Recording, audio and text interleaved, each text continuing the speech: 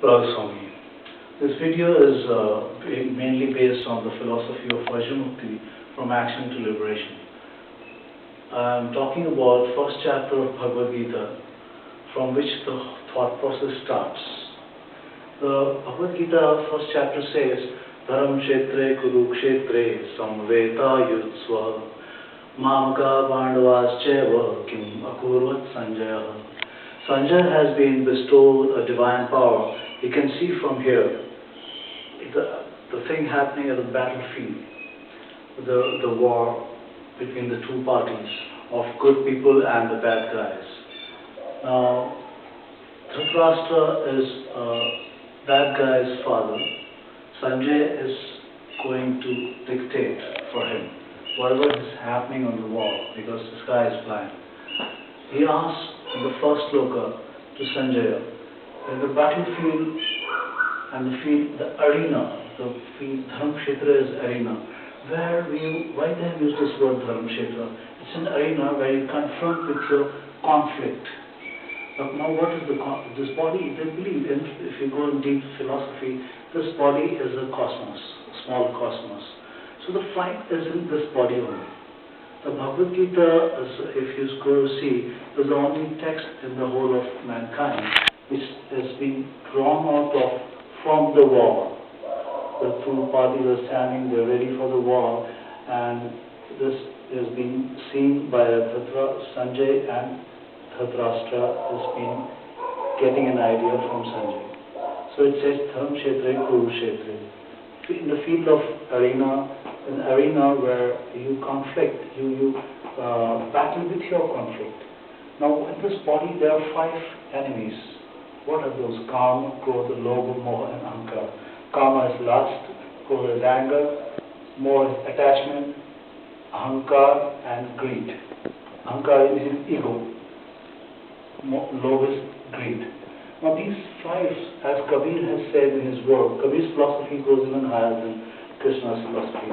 Kabir has said that it is these 5, they come out as 5 boys. When you go in a higher evolved state, they come out from your body as 5 boys. Okay, now this Bhagavad Gita is telling you that your whole body is the small cosmos, and this fight from this battle, or this the story, the incident narrated in between the war tells you, makes you aware of your own body, the war going in your body with these 5 enemies. Now they can go when you really evolve on a higher and higher and higher state of your being. Now that's not restricted, it's a long time thing. We can do that. That's how Dharam Kshetra Kurukshetra. Now he asks why they're together and what they're doing. The Dhritarashtra and Pandava's sons on that stuff. Now our body is full of molecules, and these molecules have a rate of vibration. If this rate of vibration is increased, it becomes a feeling. It becomes many other things of emotional, and this conflict comes. What happens in that war field? There are good guys and bad guys. Now Arjuna, the whole text is about the array where enemies are standing, and 2 kinds of people are there. One is good, one is bad. Now Arjuna's whole text is defined about the different war lords and the war lords standing, and they have got their own complicated arrangement. Now Arjuna says to Krishna, who is driving his chariot, take my chariot in between the army, both the bad and good guys, so that he wanted to see who was desirous to fight with him. And when he sees people who are desirous to fight with him are his own grandfathers, uncles, sons, and all those. So he is in a conflict with his people and good people. His people and good people. So in this conflict, he thinks that how can I fight with my own people? Now his modifications of mind starts. His mind is in a conflict, and then his mind modifies things and presents to him. And he asks Krishna about those. First chapter is for that only. He says, okay, what should suppose I kill all these people, and what happens after they die? These females will have relations with other boys, other men, and then the whatever comes out will be, he uses the word worm sankara, they will be bastards, and the whole society will remove that kind of society. And he feels very unhappy. He says, oh, I cannot do this fight. And he says, Krishna, okay, he gives up his weapon, and he says he don't want to do this fight.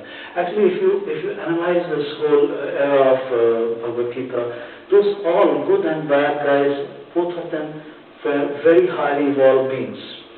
Like now, we see we fight with the latest weapons out of modern inventions based on sense perception and the things which are of this material world. But there, Bhagavad Gita people, that times people were highly aware. They were using their mind with the cosmos.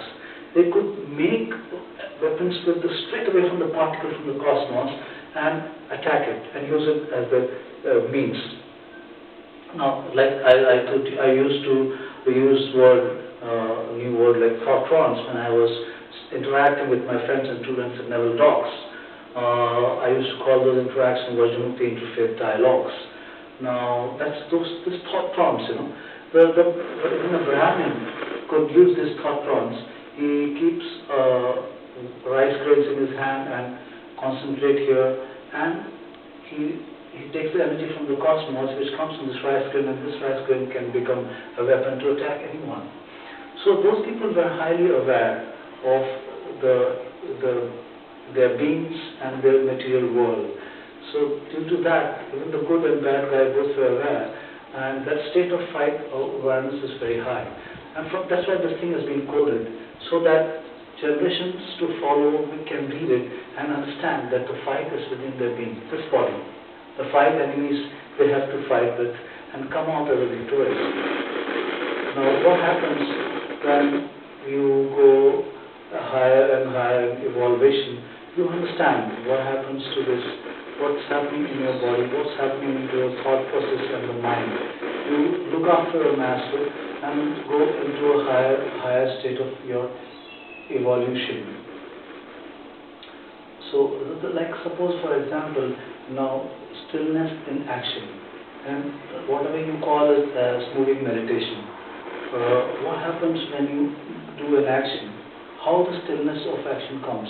Now this becomes a moving meditation. Like suppose we do an action like this. We are aware of body parts involved. We see the energy going from here, and energy coming. If you take the energy from cosmos, we center it here and direct to your palm, from shoulders to elbows and to the fist.